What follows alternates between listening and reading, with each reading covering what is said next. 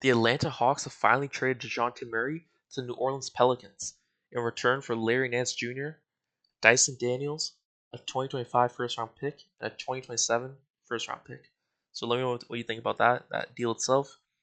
I first just want to start off by saying it's finally happened since like what last year, the deadline last year. Remember, there's all those rumors about Dejounte Murray getting swapped for D'Lo, and obviously that didn't come to fruition. And then this year, we're talking about, oh, he's gonna be a Laker again. The Lakers are gonna get him. They're front runners. Not. This whole time it's been the Pelicans, honestly. At least from what I've seen, especially the last few weeks, they've been just dominating the headlines for Dejounte Murray. And I think I even saw them linked to Trae Young. They're interested in the Hawks assets since now the Hawks are rebuilding, right? Especially with them getting the first round pick, right? You could go from there and assume that they're gonna be starting to rebuild. And then especially after them not trading the first round pick and actually selecting someone, then that was a further indication the Hawks are actually rebuilding. And then now they finally traded. They finally traded away Dejounte Murray. And it's no coincidence that's only a few days after the draft, not even like a day and a half or so from the first round. It's not a coincidence. They got their I guess future corner piece of the franchise, at least who they assume to be. And now they're just dealing away some of the players that they don't need for the this rebuild. And Dejounte Murray's first one to go since he was just the pairing. The pairing with Trae Young and Dejounte Murray didn't work. And honestly, Trae Young should be gone, but knowing the Hawks, I don't know, man. They might decide, oh, actually, not Dejounte gone. Now that Dejounte is gone, the problem's solved. I hope they don't think like that. I hope they still trade Trae Young. That's over with. You gotta like restart, man. Come on. Let your rookie, man, your overall number one overall pick, just cook. Let him cook. But yeah, the deal itself, I know a lot of people are absolutely bagging on this deal. Um, I don't understand. I kind of understand. I kind of don't. In one sense, I see it like for like the past like I don't know. It's been a year and a half of them trying to trade Dejounte Murray. We'll say like last like year. They've been trying to get rid of Dejounte Murray to no avail because they've just been very stingy about what they want in return. And honestly, I'm pretty sure other teams were willing to offer more than this, if I'm not wrong, from just the past year. Maybe even the Lakers deal might have been better than this. I don't remember, I don't recall, but it could have been honestly. I feel like it could have gotten a lot more if this is all it took. Um, Obviously, they didn't want to send him out to someone in the East. That makes sense, rivals. But still, I feel like even more teams in the West, even like the Lakers, right? That's a prime team you think of, or the primary team that you think of for Dejounte Murray, just because of rumors from the past year, and even still to this day. I feel like they still could have offered more picks, right? Could they have not? Maybe even the players could have been slightly better. Like Larry Nance Jr., he's whatever. From what I recall, what does he have? I think he has a wait. He has like what's he have? Does he have like a few years left on his contract? Larry Nance Jr. Let's see what his contract is. But from what I remember, yeah, I think it's only 1 year left on his deal, and that's the upcoming season. So that makes sense. They pretty much just wanted to shed his salary, and I guess the Lakers, um, who were trying to trade for him as well, they just couldn't. They couldn't do that. They were giving salaries back in return that had long term deals. Probably like Rui Hachimura could have been one of them, I'm guessing. And the Hawks are not interested in that. They're trying to create a salary cap, and they realize that okay, if we want to create salary cap, shed Dejounte Murray's contract, then we're just gonna only get picks. The picks are gonna be the most valuable thing on the deal. We're not gonna get actual good players, right? It's like what's it called? You have to give up some in order to get some. You know what I mean? It's like that. So that's the situation. I don't think it's bad, honestly. Larry Nance Jr. So whatever, he's gonna be gone. They can even reroute him if they want to. Dyson Daniels, I'm still on the bandwagon of him. I still believe in him. I think he's actually pretty good with the Hawks. We'll see how he fits in there.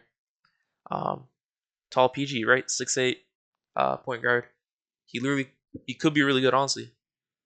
He needs to stop getting bold. So maybe in Atlanta, in a different scenery and new system, he could do something. He could definitely be like another like. Okay, this might sound like a troll. I promise you it's not. Okay, he might be like another. He could be the next Josh Giddey. He could be like another Ben Simmons, like that type of player. You know what I mean? Who averages like near triple doubles and yeah, just like that, can pretty much do everything on the floor. Can defend, do everything. Besides shooting, I get it. I get it. Their weakness is shooting for at least Ben Simmons. Josh Giddey's a bit better at shooting, but still. Besides the point, the 2025 first round pick. Let me get the details of those. I'm pretty sure the 2027 one's from Milwaukee, and then the 2025 is from the Lakers. And that Lakers one could actually be pretty valuable, honestly. We don't know not only that. Just each year the Lakers underperform. That's what it feels like. Majority of the time, besides like that one championship year, the Lakers have ever since underperformed, and they're usually like either out of the playoffs or just in the play-in. So from there, you could actually get a decent draft pick. Honestly, I think it's like what you get something like around like 15. I might be wrong. Let me know what you think, or let me know if I'm correct. But that could actually be pretty valuable in the Bucks one. I'm pretty sure it's a favorable one, most favorable out of the Bucks or another team. But I don't remember the other team. I just remember one team's the Bucks. So we'll just go with that. The Bucks, the 2027 first round pick from the Bucks, and in 2027, so many things could change. That's like 3 years from now, 3 seasons from now. Like Giannis could literally request a trade and be gone, and then the rest of the team will be, also gone because the team's already aging. They're old. So this team doesn't have many years left, for being honest, actually being good. And I don't know. I could see the Bucks just kind of rebuilding in these next 3 years. Honestly, it's possible. If they keep on underperforming, it's definitely possible. Giannis gets fed up and he's like, "My time here, I've achieved everything I can." So from this point of view, I don't think it's bad. And then obviously for the Pelicans side, they get Dejounte Murray. Now they have a situation still with Ingram. What they're gonna do with him? They can't find a common ground. Are they gonna trade him? Because he has 1 year left on his deal still this upcoming season. The Pelicans gonna extend Ingram for the amount of money that he wants. Who knows? We don't know. There's so many questions about that. But the rest of the team, even with what's it called, Valanciunas, right? Isn't Valanciunas a free agent? I thought they were trying to get rid of him. He's like a free agent. Let me see here. But Valanciunas, that's another thing. Not a lot of players, but there's a few players on their team who we don't really. They're kind of just like question marks. We don't really know what's going on with them. Valanciunas was on a 3-year, $45 million deal, and the last season was he's a free agent now. That's what I was thinking. I'm like, yeah, he's a free agent now. So there's a lot of things still that that the Pelicans need to figure out. But on paper, if you think about it, the team is nice. You know what I mean?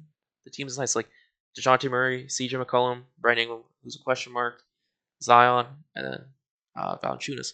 But then injuries also come into play in this, and I still don't know how it's going to work. But one of the main reasons, Woj said this, one of the main reasons why the Pelicans got him is because in the clutch, the Pelicans are absolutely dirt. They're like 0 for 24 in the clutch or something like that.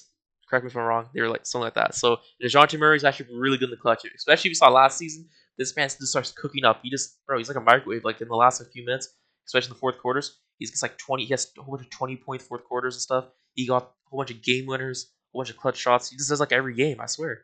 If you remember that stretch from this past season where he was doing that, it was crazy. It's crazy to see, honestly. So it makes sense why that was one of the main reasons why they got him. And also, this has always been, not always, but like I've just seen the Hawks being tied to Dejounte Murray, or sorry, the Pelicans being tied to Dejounte Murray for the past few weeks. It's been like that, and then also Trae Young. I'm pretty sure was that like they're just very interested in Trae Young and Dejounte Murray, but Dejounte especially since you can get it for a way cheaper price, and that's what happened. But who knows if Ingram leaves, what's gonna happen? Is it I don't know. Are they gonna do a sign trade? We don't know. There's so many possibilities with that. And the injuries are the main thing. I don't know how this team's gonna work. I'm still kind of doubting this team just because of that. The Pelicans always have like on paper they're always nice, and then something ridiculous happens or something just doesn't go right every single time.